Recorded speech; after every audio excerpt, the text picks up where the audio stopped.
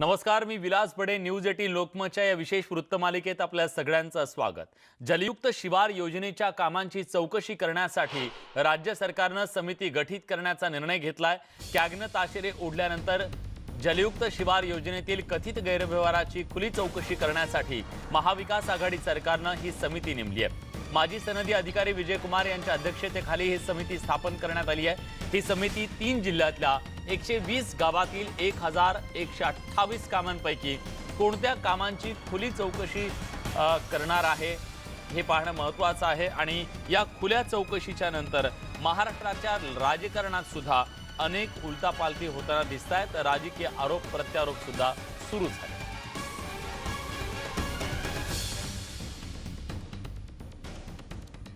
राज्यातील जलयुक्त योजनांच्या अंतर्गत कामांची ठाकरे सरकारने खुशाल चौकशी करावी असं खुलं आव्हानच माजी जलसंधारण मंत्री राम शिंदे यांनी ठाकरे सरकारला दिली आहे. ही चौकशी करताना फडणवीस सरकारने शिवसेना सुद्धा त्या सरकारमध्ये सहभागी होती हे उद्धव ठाकरेंनी विसरू नये असा टोलाही राम शिंदेंनी लगावलाय. त्यांच्याशी बातचीत केली आहे आमचे प्रतिनिधी चंद्रकांत फुंदे यांनी. राज्यातल्या आघाडी सरकारनं जलयुक्त शिवार घोटाळ्याची खुली चौकशी सुरू केलेली आहे. या संदर्भात अधिक बोलण्यासाठी आपल्यासोबत आहेत माजी जलसंधारण मंत्री राम शिंदे साहेब. मला सांगा, ही चौकशी सुरू केली, तुम्ही कसं बघता या चौकशीकडे? एक तर ही चौकशी सुरू केलेली आहे. आपण जर मागच्या 5-25 वर्षाच्या सरकारच्या कालखंडामध्ये पाहिलं तर सरकारची एखादीच योजना ही लोकप्रिय ठरते आणि ही देवेंद्र फडणवीस सरकारच्या कालखंडामध्ये सर्वाधिक लोकप्रिय ठरलेली ही जलयुक्त शिवार अभियान योजना आहे. आणि त्यामुळं ही लोकप्रिय कधी ठरते? ज्या वेळेस लोकांचा त्याच्यामध्ये इंटरेस्ट निर्माण होतो, लोकांना फायदा होतो, अशीच योजना लोकप्रिय होत असते. आणि ही लोकप्रिय कशी समजायची की 650 कोटी रुपयापेक्षा जास्त रक्कम लोकांच्या सहभागातून याच्यामध्ये जमा झाली, श्रमदान झालं आणि गावोगाव लोक हे वेगवेगळे NGOज आल्या.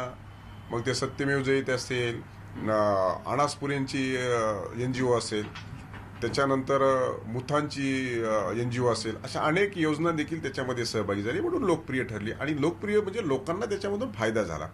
परंतु या सरकारच्या कालखंडामध्ये कुठलंही नवीन काम करायला यांच्याकडे धोरण नाही आहे. त्या योजना बंद पाडायच्या आहेत, जे झालेत कामं त्यांची चौकशी लावायची, अशा प्रकारचं काम झालेलं आहे. आणि त्यामुळे हे आकस आणि सूड बुद्धीने घेतलेला दुर्दैवी निर्णय आहे महाविकास आघाडी सरकारने. परंतु शिवसेनेला हे लक्षात नाही आलं की आपण देखील हे निर्णय घेताना होतो. म्हणजे त्याच्यामध्ये जर आम्ही 75% त्याच्यामध्ये सहभागी असू ह्या दोषास पात्र, तर शिवसेना देखील 25% आहेच आहे. नंतर हे खातं सेनेकडेही होतं ना, सेनेकडे देखील खातं होतं. सावंत त्याचे कॅबिनेट मंत्री होते, 5 वर्ष राज्यमंत्री विजय शिवतरे होते. आणि त्यामुळं त्यांनी कधी आक्षेप घेतला नाही, कॅबिनेटमध्ये कधी त्यांना विरोध नोंदवला नाही, कधी लेखी पत्रक दिलेलं नाही. अशा पद्धतीचं काम ही शिवसेना बरोबर असताना घेतलेलं आहे. त्याची चौकशी लागलेली. चौकशी लावली का तर कॅगने ताशेरे ओढले. पण कॅगने ताशेरे भ्रष्टाचाराचे ओढलेले नाही. कॅगने ताशेरे फक्त सूचना केलेल्या आहेत आणि हे कामं झाल्याच्या नंतर हँडओव्हर करा, त्याचा मेंटेनन्स करा, अशा प्रकारच्या मायनर सूचना केलेल्या आहेत. त्याच्यामुळे याला काही अर्थ नाही. आणि म्हणून भ्रष्टाचार झाला असेल तर त्यांनी चौकशी लावायला हवी होती. परंतु आता लोकशाहीमध्ये या अनैसर्गिक महाविकास आघाडी सरकारने घेतलेला निर्णय आणि त्या निर्णयाला चौकशीला आम्ही सामोरं जायला तयार आहे. दूध का दूध, पाणी का पाणी होऊन जाऊ द्या. आणि त्यामुळं याच्यामध्ये भ्रष्टाचाराला कुठलाही वाव नव्हता. हे कामं झालेतच. आणि हे जर आपण शेतकऱ्याकडे खेड्यात ग्रामीण भागात जर गेलं तर हे आपल्याला नक्की पाहायला मिळेल. कामं झाले. मी चौकशीला तयार आहात पूर्ण? हो. होते माजी जलसंधारण मंत्री राम शिंदे यांनी सांगितले, ह्या आघाडी सरकारने किती चौकशा लावल्या त्याच्या समोर जायला आम्ही समर्थ आहोत. व्हिडिओ जर्नलिस्ट गणेश कदमसह चंद्रकांत फुंदे, न्यूज 18 लोकमत, पुणे. राज्य सरकारनं समिती नेमून या सगळ्या प्रकरणाची, या योजनेत झालेल्या अनेक बाबींची चौकशी करण्याचा निर्णय घेतलाय. दुसऱ्या बाजूला आव्हान दिलं जातंय, अगदी तुम्ही खुली चौकशी करा, काही हरकत नाहीये. या सगळ्याबद्दल बोलण्यासाठी प्रदीप पुरंदरे, जल अभ्यासक, आता आपल्या सोबत आहेत. प्रदीप सर, स्वागत आहे तुमचं न्यूज 18 लोकमतमध्ये.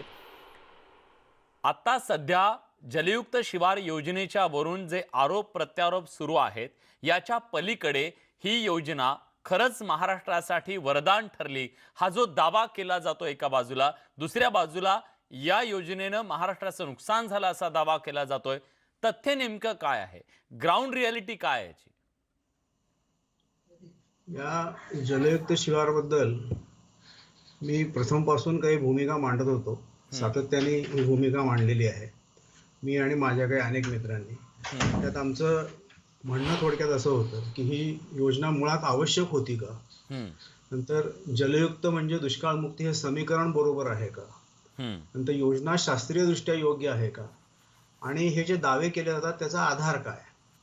आणि ह्या प्रश्नांची उत्तरं जर मिळाली तर आपल्याला ह्याच्याबद्दल व्यवस्थितपणे बोलता येईल. आता झालंय असं की महाराष्ट्रामध्ये जलविकासाच्या बाबतीमध्ये प्रचंड कामं ऑलरेडी झालेली आहेत. आपल्या इथे राज्यस्तरीय प्रकल्प छोटे मोठे मध्यम खूप मोठ्या प्रमाणावर झालेले आहेत. इव्हन मायनर इरिगेशन लोकल सेक्टरची कामं आत्ताच्या इकॉनॉमिक सर्व्हेच्या रिपोर्ट प्रमाणे जवळजवळ 1 लाखापर्यंत ती कामं झालेली आहेत. आणि या सगळ्या कामांकडे गंभीररित्या दुर्लक्ष होते. त्याचं मेंटेनन्स होत नाही, त्याचं व्यवस्थापन होत नाही. किंवा ही जी समृद्ध अडगळ आहे ह्याचं व्यवस्थापन करण्याच्या ऐवजी आपण अजून नवीन कामं सुरू केली आणि त्याचंही पुढे काही होत नाहीये आणि होण्याची शक्यताही नाहीये.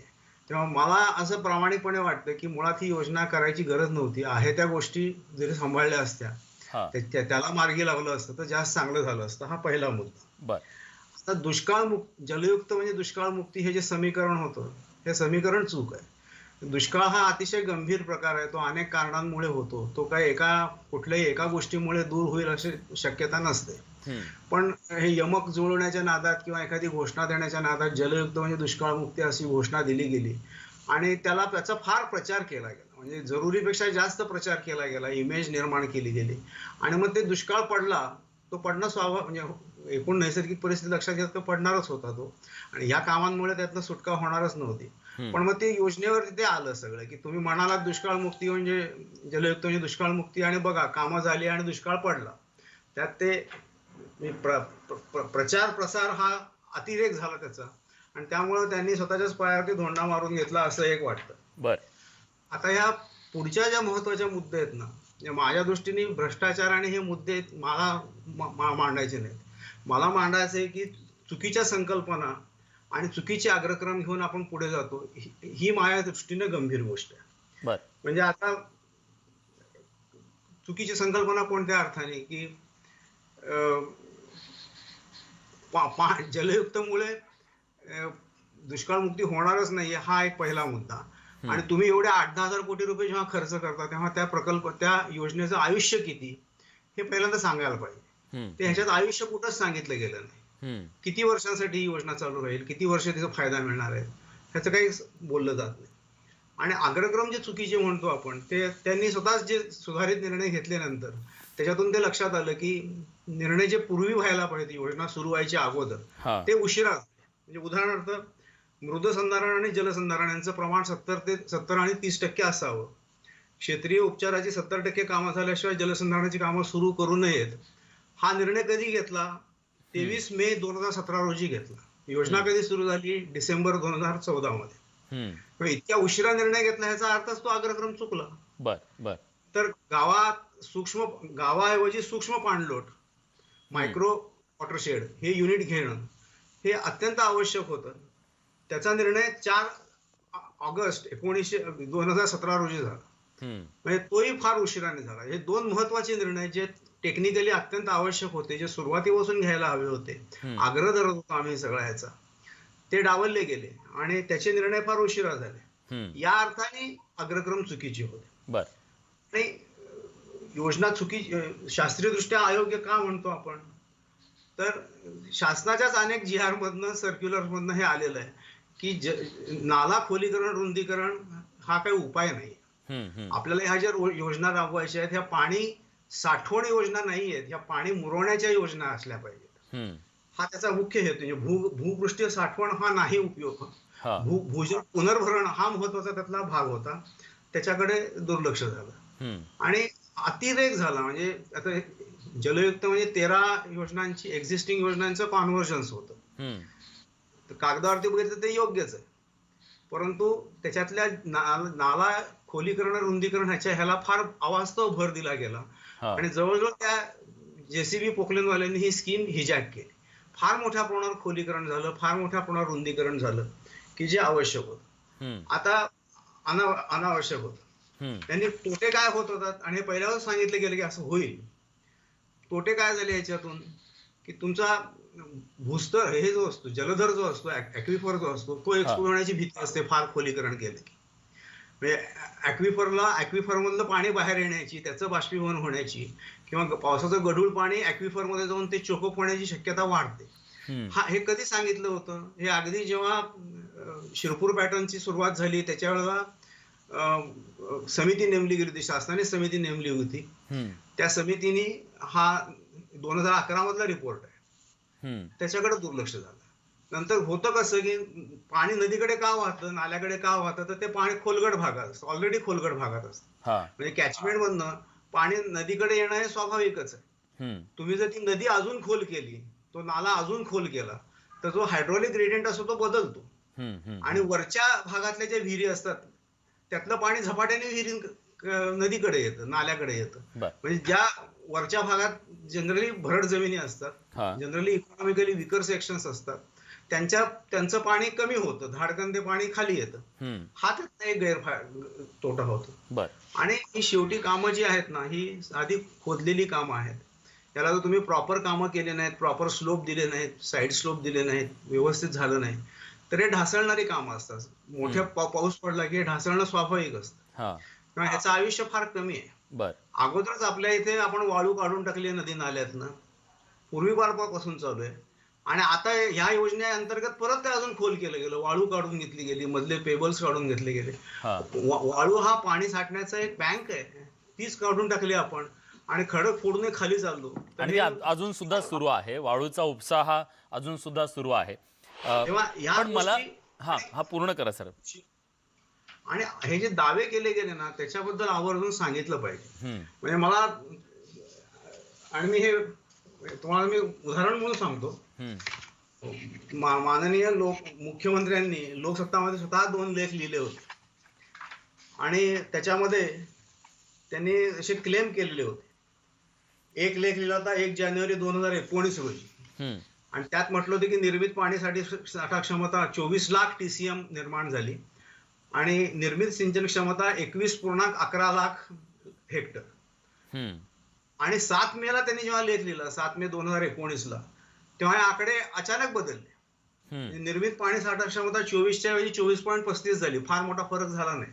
पण निर्मित सिंचन क्षमता मात्र 21.11 वरून 34.23 वर गेली. हा बदल कसा झाला?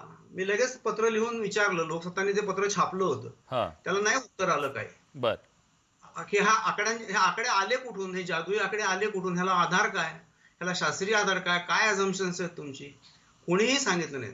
मुख्यमंत्री स्वतः दावे करतात, त्याला आम्ही. तुमचं असं म्हणणं आहे की या संदर्भातले जे दावे केले गेलेले होते ते अतिशयोक्ती होती याच्यामध्ये बऱ्याचदा, आणि त्याच्या आकडेवारीवर सुद्धा तुम्ही बोट ठेवलेला आहे. पण मला एका वेगळ्या प्रश्नाकडे मुद्द्याकडे तुमचं लक्ष वेधायचं आहे.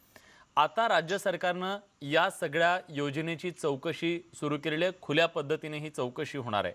सर्वसामान्य माणसाला समजेल अशा पद्धतीनं तुम्ही सांगा की आता ही खुली चौकशी म्हणजे नेमकं काय होणार आहे? गावागावात जाऊन खुल्या पद्धतीनं लोकांना बोलवून तिथं की खरंच तुमच्या गावात काही बदल झालेला आहे, नाही झालेला आहे, काय होणार आहे? म्हणजे ही खुली चौकशी म्हणजे नेमकं काय? आता ही खुली चौकशी समिती जी आहे ती त्यांची कार्यपद्धती काय ठरवते हे आपल्याला आता सांगता येणार नाही. पण अपेक्षित असं आहे की त्यांच्याकडे ज्या तक्रारी आल्या म्हणतात त्या तक्रारींचं व्हेरिफिकेशन व्हायला पाहिजे आणि एकूणच सगळ्या गोष्टी बघितल्या पाहिजे. मी आता जे म्हणालो होतो की शास्त्रीय दृष्ट्या योग्य आहे की नाही हे बघणं आणि प्रत्यक्ष कामं जाऊन बघणं, खरंच काय झालं, लोकांशी बोलणं, त्याच्यासाठी काहीतरी प्रोफार्मे तयार करणं, माहिती आता सरकार ज्या पद्धतीनं विचार करताय, जे आरोप प्रत्यारोप होत आहेत त्याच्यावरून मी बोलतोय. जे सध्या आरोप प्रत्यारोप होत आहेत ते सगळं पाहता सरकार तांत्रिक बाबीचा कुठंतरी पुनर्विचार करण्याच्या तयारीत दिसतंय की केवळ एक राजकीय टूल म्हणून याच्याकडे पाहिलं जातंय, कुठंतरी भ्रष्टाचाराकडे याच्याबद्दल दिसतंय. काय तुम्हाला नेमकं वाटतं आणि काय करणं गरजेचं आहे असं वाटतंय? त्याच्याबद्दल मी लोकसत्तेमध्ये लेख लिहिला होता, त्या लेखाचं अखेर जी केली होती ती ह्याच वाक्याने केली होती की त्यांनी SIT नेमली म्हणून आम्ही SIT नेमतो असं जर असेल तर ह्याच्यातनं काही हे काही निघणार नाही. हा. बदला म्हणून एक SIT नेमायची असेल तर त्याच्यातनं काही निघणार नाही. पण आपल्याला जर महाराष्ट्रातल्या पाणी प्रश्नाकडे गांभीर्याने बघायचं असेल तर ह्या सगळ्या गोष्टींचा तात्कालिक राजकारण बाजूला ठेवून हे सगळं बघितलं पाहिजे. ते होईल की नाही ह्याच्यावरती बऱ्याच गोष्टी अवलंबून आहेत. बर. मला कोणाच्या हेतूबद्दल शंका घ्यायची नाहीये. मला भ्रष्टाचार झालाय किंवा नाही ह्याच्यामध्ये मला इंटरेस्ट नाही. परंतु सर्वसामान्य लोकांच्या दृष्टिकोनातून ही योजना आवश्यक होती का, आहे का, काय करता येईल, काय सुधारणा करता येईल, कसं बघितलं पाहिजे, अशी जर काही उत्तर त्यातनं येणार असतील तर अर्थ आहे. कारण आपण बघतोय की कुठल्याही चौकशी समितीतनं भ्रष्टाचाराची गोष्टी सिद्ध होऊ शकत नाही. भ्रष्टाचार झाला की नाही हे सिद्ध करायचंय का, मला इंटरेस्ट नाही त्याच्यामध्ये. आम्हाला पाण्यामध्ये इंटरेस्ट आहे आणि त्या योजना चांगल्या राबवण्यामध्ये इंटरेस्ट आहे. टेक्निकल बाबींवरती भर दिला गेला पाहिजे, कन्सेप्ट वरती भर दिला गेला पाहिजे. कुठल्या व्यक्तीला टार्गेट करण्यात पूर्वी इंटरेस्ट नव्हता, आताचा इंटरेस्ट आहे. पण मला तेच तुम्हाला विचारायचं आहे सर, की आता ही चौकशी समिती नेमल्याच्या नंतर खरंच त्याच्यातून महाराष्ट्रासाठी काही सकारात्मक समोर येणार आहे का, किंवा त्याचं केवळ राजकीय टूल म्हणून वापर होणार आहे? आणि दुसरी महत्त्वाची गोष्ट म्हणजे ही योजना महाराष्ट्रात राबवल्या गेलेल्या अनेक पॅटर्नचं एकत्रीकरण होतं असं सांगितलं गेलं. त्या पॅटर्नवर सुद्धा आता प्रश्नचिन्ह निर्माण झालेलं आहेत का? मला कोणाचं नाव घ्यायचं नाही, पण त्या सगळ्याबद्दल सुद्धा चर्चा होणं, त्याचं विश्लेषण होणं गरजेचं आहे. आणि निश्चितपणे एक छोटासा ब्रेक घेतोय. ब्रेक नंतर मला तुम्हाला तोच प्रश्न विचारायचा आहे. कुठे जाऊ नका, पहा फक्त न्यूज 18 लोकमत. नंतर तुमचं पुन्हा एकदा स्वागत. जलयुक्त शिवार की झोलयुक्त शिवार असा सवाल सध्या विचारला जातोय आणि त्याच अनुषंगाने आपण चर्चा करतोय. आपल्या सोबत प्रवीण जाधव आहेत, जलयुक्त शिवार योजनेच्या संदर्भात तक्रार करणारे हे तक्रारकर्ते आहेत. आणि स्वाभाविकपणे त्यांच्याकडून हेच जाणून घ्यायचं आहे की प्रवीणजी, तुम्हाला असं का वाटतंय की ही योजना जलयुक्त नव्हती, याच्यात खूप मोठा झोल झालेला आहे, ही झोलयुक्त योजना होती?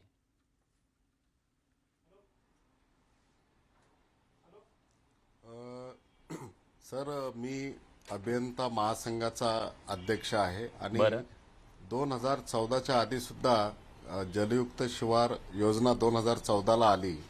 या योजनेचा उद्देश अतिशय चांगला होता, पण याच्यामध्ये जे अधिकारी लोक वगैरे होते, जलयुक्त शिवार योजनेच्या नावाखाली हजारो कोटी रुपये आले, परंतु जलयुक्त शिवार योजनेत जी काही कामं झाली ती कामं एक चांगलं त्याच्यावर संशोधनाचा विषय आहे की त्याच्यामध्ये राष्ट्रीय कृषी योजना हे एक हेड आहे जे जलसंधारण विभागाला तेव्हा त्याच्या अंतर्गतही पैसे यायचे. मुख्यमंत्री सहायता निधी हा एक हेड आहे, त्याच्या अंतर्गतही जलयुक्त शिवार योजना 2014ला सुरू झाल्यावर इतर योजनेचेही पैसे आले, परंतु जी कामं होती ती जलयुक्त शिवार योजनेअंतर्गत दाखवल्या गेली इकडच्या योजनेची आणि काही दुसऱ्या योजनेची, त्या राष्ट्रीय कृषी विकास योजनेची पण कामं जलयुक्त शिवार मध्ये दाखवल्या गेली. आणि चांगल्या योजनेचा त्याच्यामध्ये थोडा मोठा प्रकारचा राज्यामध्ये त्याचा जर अधिक खोलात अतिशय क्लिष्ट आहे, ते सामान्य लोकांच्या समजण्याच्या पलीकडचा विषय आहे तो. पण सांगा नेमकं काय झालं, तुमचं काय म्हणणं आहे? तुम्ही जी तक्रार केलेली आहे त्या तक्रारी तुमचं म्हणणं काय? कुठं चुकलं या योजना राबवताना? काय नुकसान झालं महाराष्ट्राचं? सर्वसामान्यांच्या डोळ्यात काही धुळफेक झाली का? काय तुमचं नेमकं म्हणणं आहे?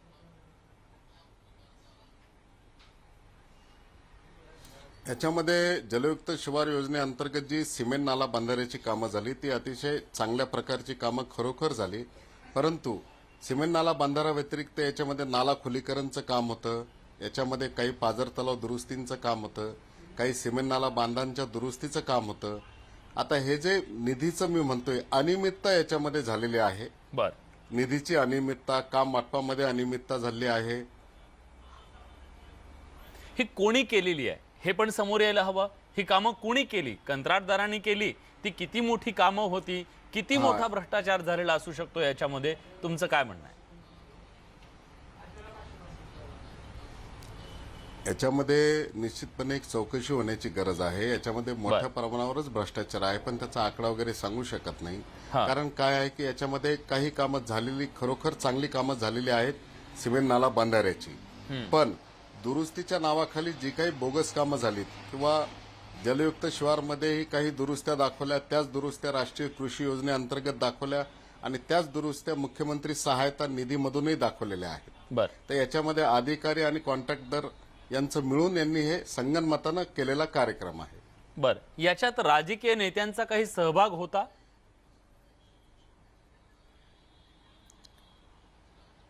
हा काही ठिकाणी राजकीय लोकांचाही आशीर्वाद असेल होता, कारण आम्ही 2018 पासून याच्या संदर्भामध्ये तक्रारी वगैरे केलेल्या होत्या, परंतु त्याच्यामध्ये जशी पाहिजे तशी कारवाई झालेली नाहीये.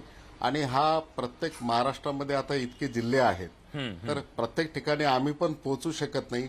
कुठेतरी याची पटपडताळणी झाली पाहिजे. पटपडताळणी झाल्यावर हे सर्व काही सत्य हे लोकांच्या समोर येईल. पण आता पटपडताळणी ती व्हावी असं तुम्ही म्हणताय, पण या योजनेमध्ये एक बाब अशी होती की जेव्हा तुम्ही योजनेचं काम करताय तेव्हा त्याच्यावरती वॉच ठेवणारी एक यंत्रणा जिल्हा पातळीवरती होती. थर्ड पार्टी ऑडिट सुद्धा याचं केलं जात होतं आणि ते थर्ड पार्टी ऑडिटचं काय झालं? मग त्या थर्ड पार्टी ऑडिटची सुद्धा याच्यातली भूमिका संशयास्पद होती असं तुम्हाला म्हणायचंय?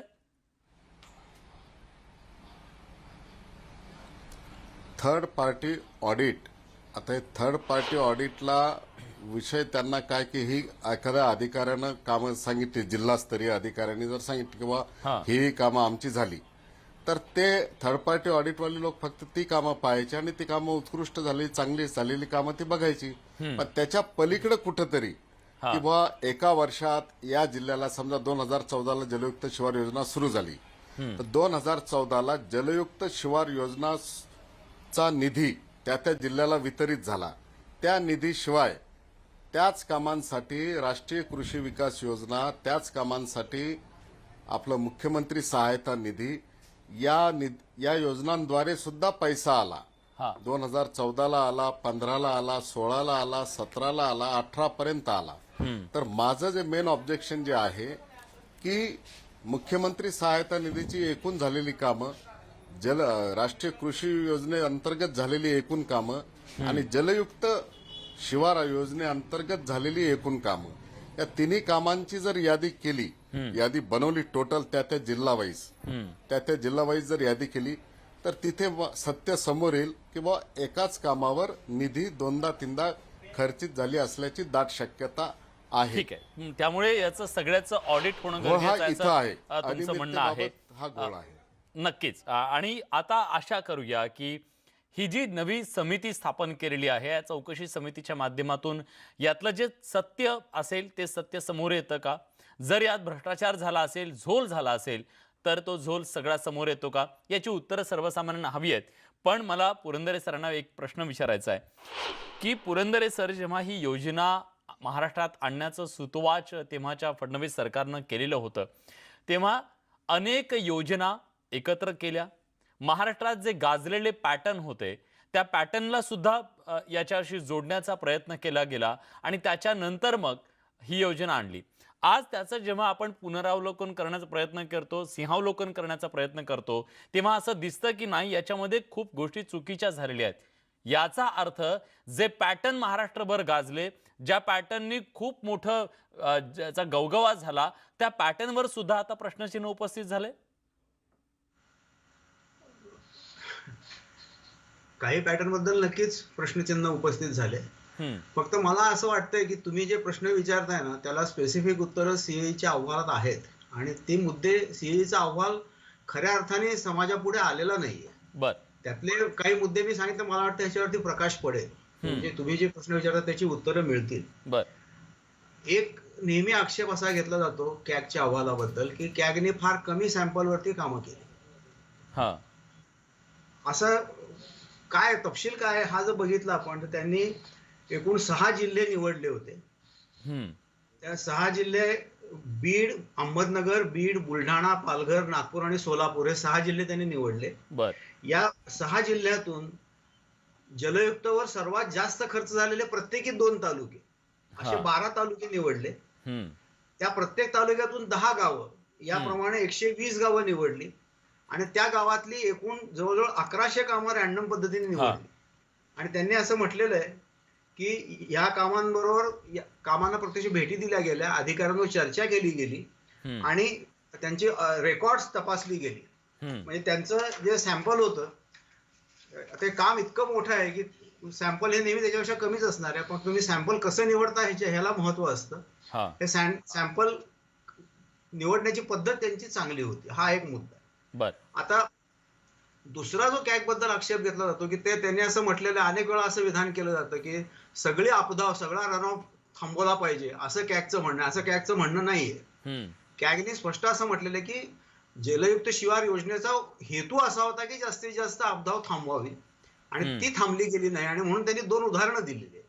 ती उदाहरणं देताना त्यांची शब्दरचना कृपया लक्षात घ्या. ते असं म्हणतायत की एकूण 120 गावनिहाय आराखड्यांपैकी 76 आराखड्यात गावातील उपलब्ध पाण्याच्या तुलनेत कमी साठवण क्षमतेच्या कामांचं नियोजन झालं. म्हणजे पाणी उपलब्ध आहे असं म्हणणं होतं, हा त्याच्यापेक्षा कमी नियोजन झालं. 100% आपदा आडवा असं म्हटलेलं नाहीये त्यांनी. बर हा एक मुद्दा आहे. आणि दुसरा त्यांनी काढलेला गंभीर मुद्दा असा आहे की देखभाल दुरुस्तीच्या कामाकडे दुर्लक्ष झालं. या सगळ्या कामात देखभाल दुरुस्ती काय अपेक्षित होती की ग्रामसभेने ठराव पास करायचे, हा ग्रामसभेने निधी काही उपलब्ध करून द्यायचा, आणि ते जेवढा उपलब्ध करून देतील तेवढाच निधी राज्य शासन दे. बर त्याच्यात असं म्हटलेलं आहे की जलयुक्तच्या कामांची देखभाल दुरुस्ती करण्याकरता ग्रामसभा निश्चित करेल त्या निकषांआधारे लोकवाट्यातून रक्कम उभी राहावी, हा आणि ग्रामसभेने उभ्या केलेल्या रकमेत ₹2 लाख प्रति वर्ष या मर्यादेत शासन केवढीच भरत घाल. हम्म आता कुठल्याही ग्रामसभेने हे केलं नाही, आणि हो. त्यांनी केलं नाही म्हणून शासनाने पैसे दिले नाहीत, त्याच्यामुळे याचं हा. दुर्लक्षच झालं पूर्ण. ठीक आहे. म्हणजे तुमचं असं म्हणणं आहे की अंमलबजावणीमध्येच खूप मोठ्या उणीवा राहिलेल्या आहेत. आता आपल्यासोबत राष्ट्रवादी काँग्रेसचे आमदार अमरसिंह पंडित आहेत. अमरसिंगजी, थेट सवाल आहे. तुमच्या SITला आता आमच्या SITने उत्तर असं आहे की तुम्हाला खरंच महाराष्ट्रातल्या या योजनेमध्ये काही गौडबंगाल झालेला आहे, झोल झालेला असेल, तोच समोर आणून महाराष्ट्राला एक नवी दिशा द्यायची. सरकार बदलल्यानंतर अशा प्रकारचे निर्णय ज्यावेळेस होतात त्यावेळेस सामान्य जनमानसात अशा प्रकारची प्रतिक्रिया येते की तुमच्या SITला आमच्या SITने उत्तर. परंतु काही चुकीचे जे काही धोरणं गेल्या सरकारनं स्वीकारले होते ते त्याही वेळेस आम्ही म्हणत होतो, आणि नेमकं कॅगनं आता त्याचा पुनरुच्चार केलेला आहे, हा. त्याला दुजोरा दिलेला आहे की घडलेलं आहे ते चुकीचं घडलेलं आहे. बीडला ज्यावेळेस ही समिती आली होती त्याची चौकशी केली, त्यातनं ते अतिशय स्पष्टपणे निष्पन्न झालेलं आहे. सभागृहात तुम्ही तत्कालीन मंत्री पोटे साहेब म्हणले होते की जलयुक्त शिवारमुळं साधारण 24 TMC पाणी अडवलं गेलं. हे त्याही वेळेस मी म्हटलं होतं की हे अतिशय चुकीचं बोलतायत. 24 TMC पाणी म्हणजे काय चेष्टाधारी काय? तुम्ही दाखवा, तुम्ही त्याचा उल्लेख करा, त्याची श्वेतपत्रिका काढा आणि दाखवा या महाराष्ट्राच्या जनतेला की 24 TMC पाणी या जिल्ह्यात इतकं पाणी अडलेलं आहे. हे अतिशय चुकीचं म्हणणं होतं, त्याही वेळेस आम्ही सांगत होतो. परंतु केवळ काही लोकांच्या हट्टापायी ही योजना तत्कालीन सरकारनं त्यांच्या कार्यकर्त्यांना हे केवळ जपण्यासाठी ही योजना आली होती. त्यातलं फारसं काही साध्य झालेलं नाहीये. पहा, आपण आजही बीड जिल्ह्यात स्थलांतरित होणारा मजूर इतक्या मोठ्या प्रमाणात आहे, इतका पाऊस पडला, इतक्या मोठ्या प्रमाणात पाऊस पडल्यानंतर जलयुक्त शिवारमुळं हे पाण्याचा साठा हे वाढायला पाहिजे होता अजूनही, आणि त्याच्यामुळे स्थलांतरित मजुरामध्ये, एकूण स्थलांतरित होणाऱ्या मजुरामध्ये त्याचं पर्सेंटेज हे उतरायला पाहिजे होतं. यावर्षी एरवीपेक्षा मजूर अधिक स्थलांतरित झालेले आहे. हे जे काही तुम्ही केलेलं आहे मुंबई पुण्याला बसून तिथं ही योजना जी काही कागदावर आणली त्याचा अंमल करण्याचा अट्टहास जो काही धरला काही मंडळीनं, यातल्या काही मंडळीनं ब्रेननं, त्याचं फलित आहे. मूळ त्याच्यातलं निष्पन्न काय झालं हे आपण पाहना. ती योजना कशी कार्यान्वित झाली, कुणी केली, काय केलं, त्यापेक्षा त्यातलं आउटपुट काय मिळालं हे जर आपण एकदा तपासून पाहिलं. नक्कीच महाराष्ट्राच्या हिताचं तेच आहे. महाराष्ट्राच्या हिताचं तेच आहे. पुरंदरे सरांनी तेच सांगितलं आता तुम्ही जॉईन होण्याच्या आधी की या सगळ्यातून ज्या चुका झालेल्या आहेत त्या दुरुस्त करण्यासाठी या समितीच्या अहवालातून समोर काही येणार आहे की केवळ टूल म्हणून त्याचा वापर होणार आहे, याच्याबद्दल सुद्धा त्यांनी शंका निर्माण केली. पण त्यांनी अपेक्षा व्यक्त केली आहे की यातल्या ज्या चुकीच्या गोष्टी असतील त्या समोर याव्यात. पण मला आणखीन एक प्रश्न तुम्हाला विचारायचा आहे सर. ज्या कॅग बद्दल तुम्ही बोलताय त्या कॅगने याच्या आधीचे सुद्धा काही अहवाल दिलेले होते, त्या अहवालांबद्दल तुम्ही सिलेक्टिव्ह तर नाही येत ना? त्याच्याबद्दलचा सवाल ब्रेकच्या नंतर. कुठे जाऊ नका, पहा फक्त न्यूज 18 लोकमत. ब्रेक नंतर तुमचं पुन्हा एकदा स्वागत. न्यूज 18 लोकमतवर तुम्ही पाहताय विशेष वृत्तमालिका जलयुक्त शिवार की झोलयुक्त शिवार. दरम्यान या सगळ्याबद्दल आपण चर्चा करणारच आहोत, पण एक महत्त्वाची ब्रेकिंग न्यूज येते। एसटी महामंडळाला राज्य सरकारनं कॅबिनेटमध्ये निर्णय घेतलेला आहे की 1000 कोटी रुपये देण्याचा। एसटी महामंडळाला आता 1000 कोटी रुपये मिळणार आहेत। कोरोनाच्या संकट काळात एसटी महामंडळाची परिस्थिती अत्यंत गंभीर बनलेली होती। कर्मचाऱ्यांचे पगार देण्याची सुद्धा परिस्थिती एसटी महामंडळाची राहिलेली नव्हती। अशा परिस्थितीत त्यांना मोठ्या प्रमाणात आर्थिक मदतीची गरज होती आणि अखेर आता एसटी महामंडळाला 1000 कोटी देण्याचा निर्णय घेण्यात आलेला आहे। दुसऱ्या बाजूला मात्र जी राजकीय टीका टिप्पणी होत होती की एसटी महामंडळ जे शिवसेनेकडे आहे तिथं द्यायला पैसे आहेत, पण काँग्रेसकडे जे खातं आहे त्या वीज खात्याला मात्र पैसे द्यायला राज्य सरकारकडे पैसे नाहीत, तिथं खडखडाट आहे। या सगळ्यावरून महाराष्ट्राच्या राजकारणात आरोप प्रत्यारोप रंगलेले होते, पण आता पुन्हा एकदा एसटी महामंडळाला 1000 कोटी दिल्याच्या नंतर विरोधकांना एक नवा आयता मुद्दा मिळाला।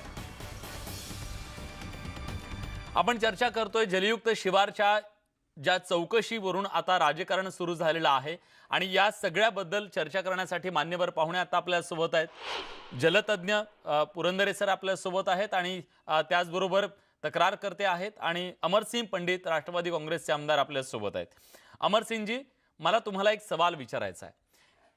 खरं तर आता तुम्ही गेल्या सरकारवरती टीका करताना, या सगळ्याची चौकशी करताना तुम्ही आधार घेताय तो म्हणजे कॅगच्या अहवालाचा, की कॅगच्या अहवालात ताशेरे होते म्हणून आम्हाला या सगळ्याची चौकशी करायची आहे। पण कॅगचा अहवाल 2011 साली सुद्धा आलेला होता। 2011 सालच्या त्या अहवालामध्ये कॅगनं स्पष्टपणे सांगितलेलं होतं की गेल्या दशकभरामध्ये महाराष्ट्रामध्ये जे जलसिंचन प्रकल्प झाले त्याच्यामध्ये थेट मोठे आर्थिक घोटाळे झाले। मग हा सिलेक्टिव्हनेस का? कॅगच्याच अहवालाबद्दल तेव्हा तुम्ही म्हणालात की हे सगळं चुकीचं आहे, मग आताचा अहवाल योग्य तेव्हाचा अहवाल चुकीचा, हा सिलेक्टिव्ह न्यूज कशासाठी?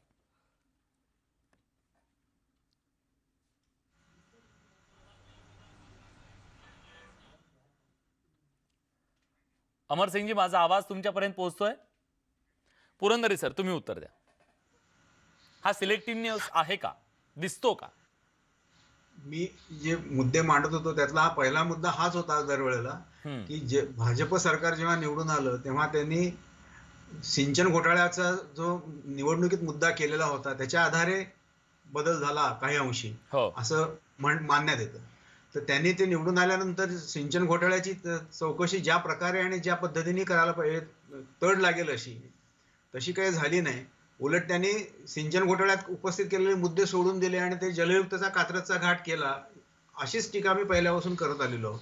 तेव्हा सिलेक्टिव्हनेस हा त्यांनीच सुरुवात केली, हा पहिला मुद्दा झाला। आणि आता चौकशी करताना स्पेसिफिक मुद्दे पुढे आहेत, कॅगने ते पुढे मांडलेले आहेत। त्यातल्या 2 मुद्द्यांकडे मी आपलं आवर्जून लक्ष वेधू इच्छितो, आपल्या मार्फत बाकीच्यांकडे लक्ष वेधू इच्छितो। जलपरिपूर्णता अहवाल हा एक अहवाल तयार करणं अपेक्षित असतं ह्याच्यामध्ये, या कामामध्ये, एक्झिट प्रोटोकॉल म्हणून। तर त्याच्यात 120 गावं निवडली होती। 120 गावांपैकी 8 गावांमध्ये अहवालच तयार झाले नाहीत, म्हणजे राहिले 112। 112 पैकी 76 म्हणजे 66 गावात अहवाल तयार केले गेले पण जलपरिपूर्णता साध्य झाली नाही, असं स्पष्ट त्यांचं म्हणणं आहे। 80 गावात जलपरिपूर्णता साध्य झाली असं घोषित केलं होतं, पण प्रत्यक्षात 29 गावातच, 36 गावातच ती खरंच साध्य झालेली दिसून आली। 80 पैकी 51 64% गावात निर्मित साठवण क्षमता पाण्याच्या गरजेपेक्षा कमी असताना ती घोषित केली गेली, चुकीच्या पद्धतीने घोषित केली गेली। ही स्पेसिफिक उदाहरण त्यांनी दिली आहेत, ही गावं तपासा, ही जलपरिपूर्णता अहवाल झालेत की नाही बघा। पण मुद्दा तोच आहे ना सर, 2010 ला, मार्च 2010 ते जून 2010 या काळामध्ये कॅगनं जी तपासणी केली त्याच्यात त्यांनी स्पष्ट सांगितलेलं होतं की बाबा इथं झालेत घोटाळे, आर्थिक घोटाळे झालेत। त्या सगळ्याची पुढे एसआयटी चौकशी झाली, सीबीआय चौकशीपर्यंत ते सगळं गेलं, पण त्याच्यातून काहीच हाती आलं नाही। गाडीभर पुरावे आपण सगळ्यांनी बघितले, त्याच्यातून काही चाललं नाहीये। मग आता या सगळ्यातून नेमकं काय समोर येणार आहे, हा सर्वसामान्यांच्या मनातला प्रश्न आहे। त्यातून खूप मोठ्या गोष्टी पुढे आल्या होत्या। महाराष्ट्राने दुर्दैवाने एसआयटीच्या अहवालावरती चर्चाच केली नाही। एसआयटीचा जो अहवाल आहे, चितळे कमिटीचा अहवाल, त्या अहवालामध्ये अतिशय स्फोटक माहिती आहे, त्या माहितीचा अभ्यासच झाला नाही, ती माहिती समाजापुढे आलीच नाही। त्याबद्दल अनेक वेळा मी लेख लिहिलेले आहेत, त्याच्यातला तपशील भरपूर पुढे आलेला आहे, प्रकल्पवार नावं आहेत त्याच्यामध्ये, सगळा तपशील आहे, टेक्निकली आहे, पण रिपोर्ट तयार करणाऱ्यांनी इंट्रोडक्टरी चॅप्टर आणि कन्क्लुडिंग चॅप्टर इतके सौम्य करून टाकले हा की जे लोक वाचतात हा ते सौम्य दिसते, आणि बाकी सगळा माल मसाला जो भयानक प्रकार होता तो मधल्या चॅप्टर मध्ये होता. त्याच्याकडे तपशिलात कोणी बघितलंच नाही. आजही त्याच्यावरती ऍक्शन घेता येईल अशा गोष्टी आहेत त्याच्यामध्ये, प्रचंड गोष्टी पण आहेत. मुद्दा आहे ना सर की ज्या अहवालाच्या माध्यमातून रान पेटवण्यात आलं महाराष्ट्रामध्ये, तुम्ही म्हणालात Exactly. त्याप्रमाणे महाराष्ट्रातल्या सत्तांतरात सुद्धा त्या सगळ्या घोटाळ्यांचा एक मोठा वाटा होता. असं असताना सुद्धा मग त्या घोटाळ्यांबद्दल काहीतरी कन्क्लुझिव्ह का होऊ शकलं नाही? 5 वर्षाची सत्ता होती. 5 वर्षाच्या सत्तेत खरं तर महाराष्ट्राला जर इतकं गाळात घातलेलं होतं तत्कालीन सरकारनं, तर मग त्यांना शिक्षा करण्यापर्यंत का ते जाऊ शकलं नाही? कन्क्लुजन पर्यंत का जाऊ शकलं नाही? तोच तो मुद्दा आहे ना, की असं का झालं हे राजकीय विश्लेषकांनी सांगितलं पाहिजे, की सिंचन घोटाळ्यातनं पुढे आलेल्या सरकारने सिंचन घोटाळ्यावरती परिणामकारक कारवाई का केली नाही. आणि फक्त बारामतीचं पाणी तोडलं ही मोठी गोष्ट झाली, हे बरोबर आहे. हा पण आता तो निर्णय बदलला गेला. पण या पातळीपर्यंतचे निर्णय बाकीचे का झाले नाहीत हा मुद्दा अजून राहतोच ना. ह्याचे उत्तर राजकीय विश्लेषकांनी दिली पाहिजेत. एक प्रश्न आणखीन आहे सर, की समजा उद्या या सगळ्याची चौकशी समिती नेमलेली आहे, या चौकशी समितीच्या अहवालाच्या नंतर नेमकं काय होऊ शकेल? आतापर्यंतचा अनुभव पाहता तुम्ही काय बघता याच्याकडे? खरंच फौजदारी गुन्हे दाखल होतील का? कुठे जेलमध्ये जाईल का? चौकशी समितीचे अहवाल शासनाकडे बघून आणि राजकीय परिस्थिती बघून दिले जातात. हा तेव्हा त्यावेळच्या परिस्थितीनुसार निर्णय तसे होतील आणि त्याच्यावरती काही कारवाई होईल असं मला वाटत नाही. म्हणजे मी चितळे कमिशन जेव्हा SIT जेव्हा नेमली तेव्हा हेच म्हणालो होतो की हे राजकीय गोष्टी आहेत, ह्यातनं काही साध्य होणार नाही. तसंच या बाबतीतही होईल. आता ते सिद्ध व्हायला शुभ बोल रे नाऱ्या असं म्हणण्यासारखं आहे. तुम्ही वाट पहा आणि बघूयात काय होतं. पण मला आपल्याला आणि आपल्या मार्फत सगळ्यांना असं सांगायचं की आपण जलसमष्टीचा विचार करत नाही या सगळ्यातून. ही क्षुल्लक भांडणामध्ये अडकून बसलोय. मी तुम्हाला उदाहरण सांगतो की अशा प्रकारची कामं झाल्यामुळे, जलयुक्तची कामं झाल्यामुळे आणि तुमचा दावा जर खरा मानला तर पाणी फार मोठ्या प्रमाणात अडलं. म्हणजे अडलेलं पाणी काही नव्याने निर्माण झालं नव्हतं. नदी खोऱ्यामध्ये कुठे एका ठिकाणी पाणी अडलं की त्याचे परिणाम दुसरीकडे होतात. तुम्ही दुसऱ्या कोणाच तरी पाणी तोडलं, जे पाणी खाली जाणार होतं खालच्या धरणांमध्ये, ते पाणी जाणं कमी झालं. हा एक मुद्दा आहे त्यातला.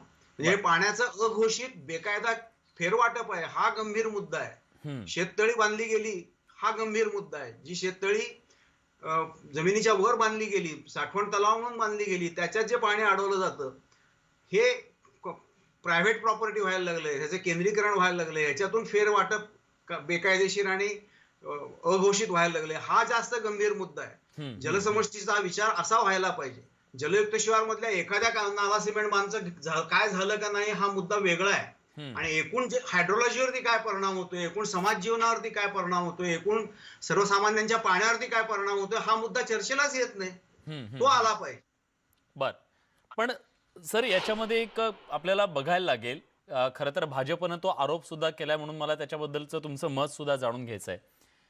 जेव्हा जलयुक्तच्या सगळ्या पानभर जाहिराती येत होत्या, सरकारचं यश म्हणून हे सगळं दाखवलं जात होतं, अगदी त्याच वेळेला या सरकारमध्ये सहभागी असलेल्या शिवसेनेचे एक नेते, ज्यांच्याकडे याच मंत्रालयाचा कारभार होता, त्यांनी उस्मानाबाद जिल्ह्यामध्ये कशा प्रकारे काम केलेलं आहे जलयुक्तचं, याच्या सुद्धा पानभर जाहिराती आपण माध्यमांमध्ये बघितलेल्या होत्या.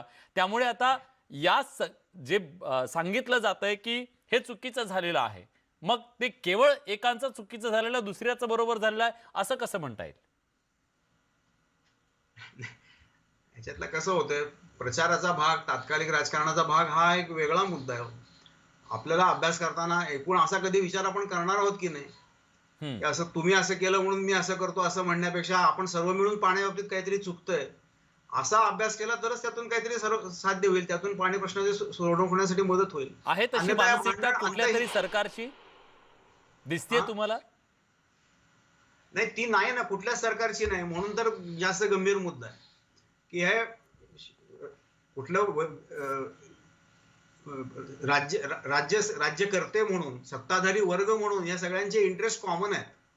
पक्षांची नावं जरी वेगळी असली तरी पाण्याच्या बाबतीतले यांचे जलहित संबंध वेगळे आहेत आणि म्हणून ते एकमेकाला सांभाळून घेतात. हा मुद्दा आहे. ठीक आहे, पाण्यात सगळे सारखे आहेत असं तुम्हाला म्हणायचं. फरक असतो. हा, प्रवीण जाधव आता आपल्या सोबत आहेत. प्रवीणजी, तुम्ही तक्रार केलेली आहे, तुम्ही ही तक्रार कुठे केलेली आहे, त्या तक्रारीचं पुढे काय झालेलं आहे, तुम्हाला अपेक्षित काय आहे?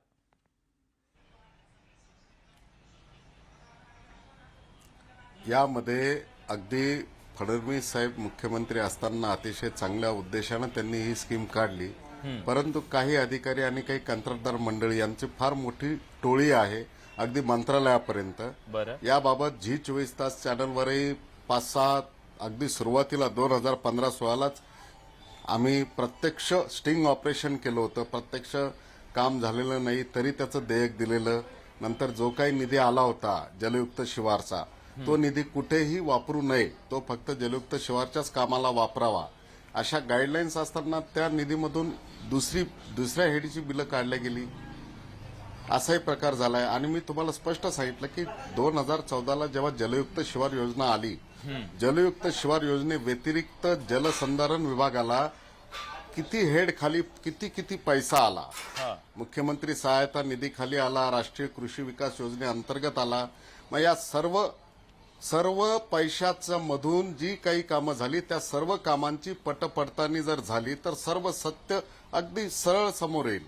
तुम्हाला आणि विश्वास याच्यामध्ये आहे कोण आता सरकारनं, राज्य सरकारनं जी समिती स्थापन केलेली आहे, या समितीच्या चौकशी अहवालाच्या नंतर या महाराष्ट्रातल्या चांगल्या योजनेचा मध्ये ज्यांनी मलिदा खाल्लेला असेल, ज्यांनी झोल केलेला असेल, या सगळ्यांना शिक्षा होईल, हा विश्वास वाटतोय तुम्हाला या सरकारच्या भूमिकेवरून? विश्वास नाही. नेमक्या आता याच्या आधी पण मागच्या सरकारमध्ये पण चौकशा झाल्या, चौकशा नावाला झाल्या, फक्त चौकशीचा फार्स झाला. त्याच्यानंतर तिथे काही कारवाई झाली नाही. अशा 2-4 चौकशा होऊनही कारवाई झाली नाही. आता बघूया, आता उद्धवजींचं सरकार आहे, कारवाई व्हायला पाहिजे, तर जनतेला त्याचा फायदा होईल. जे काही पैशांचा अपव्यय झालाय, आज दुष्काळी मराठवाडा, आमचा पर्टिक्युलर आमच्या मराठवाड्यात दुष्काळी परिस्थिती होती, आता ओला दुष्काळ आला, इतका भरमसाठ पाऊस झाला, आणि त्या जर योजना खरोखर राबवल्या असत्या तर तो पाणी साठा वाढला असता आणि आज लोकांना त्याचा उपयोग झाला असता. परंतु दुर्दैवानं असं सांगा वाटतं की बा ठीक आहे, जलयुक्त शिवार योजनेअंतर्गत काही सिमेंट नाला बांधायची चांगली कामं झाली, पण त्याच वेळेला जो शासनाचा इतर फंड आला, त्या फंडमधून काही कामं झाली असती तर आणखी याच्या दुप्पट तिप्पट प्रमाणात पाणी साठा झाला असता. गुराढोरांना, गरिबांना, गोरगरिबांना, पुष्कळ शेतकऱ्यांना पाणी मिळालं असतं, त्या पाण्याचा उपयोग झाला असता. तर याच्या चौकशी समितीला माझं सर्व आपल्या चॅनल मार्फत माझं आवाहन आहे की 2014 नंतर जलसंधारणला ज्या हेड खाली पैसा आला आणि कुठली कामं झाली त्या सगळ्या एकत्रित कामांची यादी पडताळणी करावी. म्हणजे अगदी सोपं काम आहे, याच्यामध्ये जास्त खोलात जाण्याची गरज नाही. चौकशी समितीच्या माध्यमातून काय समोर येतं हे बघावं लागेल. पण मला पुरंदरे सरांना एक महत्वाचं विचारायचं आहे. पुरंदरे सर, तुम्ही अगदी पहिल्या प्रश्नात असं म्हणाला होता, प्रश्नाच्या उत्तरात असं म्हणाला होतात की ही योजना म्हणजे एक समृद्ध अडगळ होती. आता महाराष्ट्राला खऱ्या अर्थानं वारंवार पडणारा दुष्काळ असेल किंवा अतिवृष्टी असेल, अशा अनेक नैसर्गिक संकटांचा आपला महाराष्ट्र सामना करत असताना मराठवाड्यातली परिस्थिती तुम्हाला माहिती आहे, महाराष्ट्रातल्या इतर प्रदेशातली परिस्थिती माहिती आहे. या समृद्ध अडगळीतून आपल्याला बाहेर यायचं आहे, मग उपाय काय? या समृद्ध अडगळीचं पहिल्यांदा मेंटेनन्स व्हायला पाहिजे, देखभाल दुरुस्ती व्हायला पाहिजे, आहे त्या पाणी असताना त्याचं व्यवस्थापन व्हायला पाहिजे, ही सुरुवात व्हायला पाहिजे. आपली जे असंख्य प्रकल्प रेंगाळलेले आहेत, रखडलेले आहेत, ते लवकरात लवकर पूर्ण व्हायला पाहिजे.